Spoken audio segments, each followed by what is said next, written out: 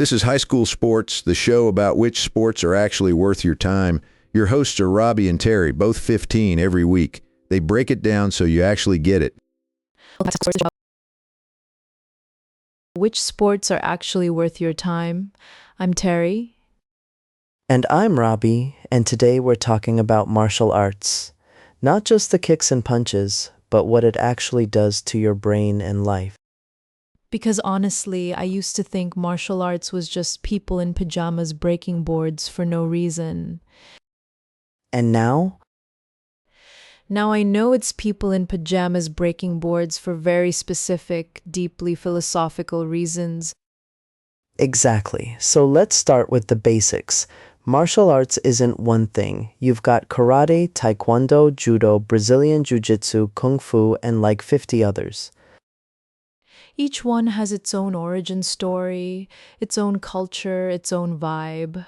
Taekwondo is Korean and literally means the way of the foot and fist. And it became an Olympic sport in the year 2000, which was a massive deal for practitioners worldwide. But here's the thing people don't always talk about, the discipline part. Most martial arts schools have a code of conduct you have to actually live by. Respect for your instructor, respect for your opponent, showing up even when you don't feel like it. Which sounds obvious, but try telling that to yourself at 6 in the morning when you have to be at the dojo. Studies show that kids who train in martial arts show measurable improvements in self-control and focus at school. Not just they seem calmer, we're talking tested, documented results in academic performance and behavior. One study found that students in martial arts programs were about 30% less likely to be involved in bullying, either as the bully or the target. Which kind of flips the whole martial arts, makes kids' violent myth right on its head. Right. Because the first thing any good instructor teaches you is that fighting is a last resort, not a first move. There's actually a concept in Japanese martial arts called Budo. It's the idea that the true purpose of training is self-improvement, not defeating others. So you're essentially working hardest against yourself, which is weirdly more motivating than competing against someone else. Because you can always find someone better than you, but you can always be better than yesterday. Deep. Also slightly terrifying when you think about it too hard. Let's talk belts, because the belt system is kind of genius from a motivation standpoint. You start at white and work your way up in many styles. The black belt can take anywhere from 3 to 10 years of consistent training. So it's not something you can rush or fake. That black belt means something real. And even then, a first-degree black belt is considered just the beginning of serious study, not the finish line. Which is so different from how we treat achievement in most school sports. Win the trophy, season's over, see you next year. Martial arts is more like a language. You never stop learning it, you just get more fluent.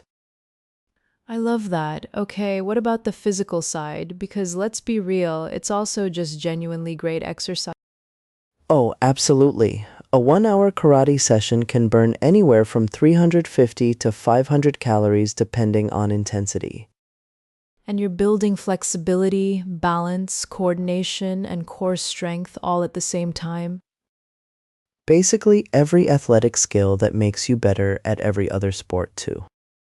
So martial artists tend to be surprisingly good at totally unrelated things: gymnastics, dance, even team sports.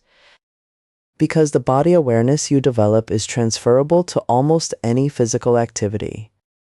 There's also a mental health angle that doesn't get enough attention. The repetitive practice of forms called kata in karate is almost meditative.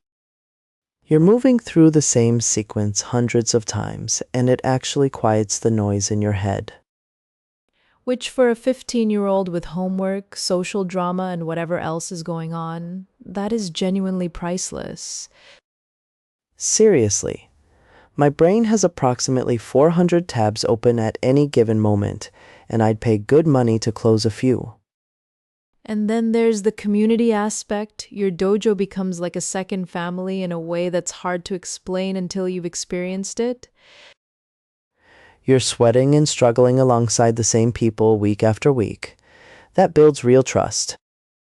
So, to wrap it all up, martial arts gives you fitness, focus, community, mental calm, and a personal philosophy for living.